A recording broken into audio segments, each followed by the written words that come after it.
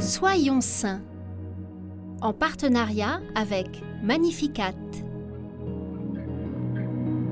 En ce 19 décembre, nous souhaitons une très belle fête aux Urbains ainsi qu'aux Anastases. Nous découvrons ensemble ce matin le bienheureux Urbain V, l'un des 7 papes qui résidèrent en Avignon. D'abord appelé Guillaume de Grimoald, il est né en 1310 dans le Gévaudan. Élève brillant, qui fit des études en droit à Montpellier, il entre ensuite chez les bénédictins. Guillaume est rapidement par la suite le supérieur d'abbayes prestigieuses. Sa réputation est telle qu'il est nommé légat par les papes Clément VI et Innocent VI.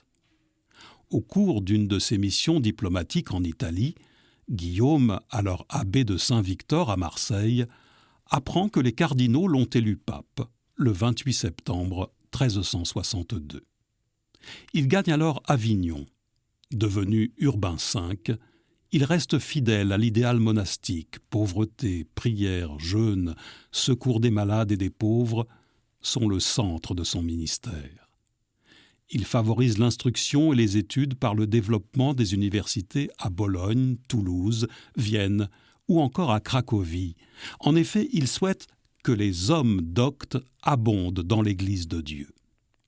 Il embellit le palais des papes, mais réfrène le luxe de sa cour.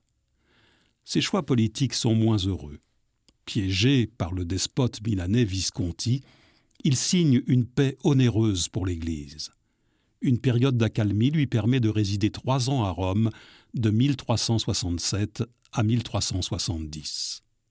Lorsqu'il regagne la France, Sainte Brigitte lui prédit une mort prochaine s'il s'en va. Et effectivement, il décède 3 mois plus tard. Ne voulant pas mourir dans son palais, car le Christ est mort pauvre, il se fait transporter dans une modeste maison et ordonne qu'on laisse la porte ouverte pour que chacun puisse venir voir qu'un pape sait mourir en bon chrétien. C'est là qu'il rend son âme à Dieu, le 19 décembre 1370.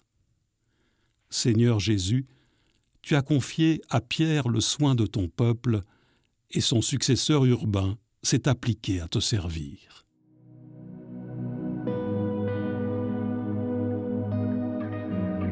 À l'intercession du bienheureux Urbain V, fortifie la foi de ton serviteur le pape et accorde-lui d'être le fidèle gardien du troupeau que tu lui confies.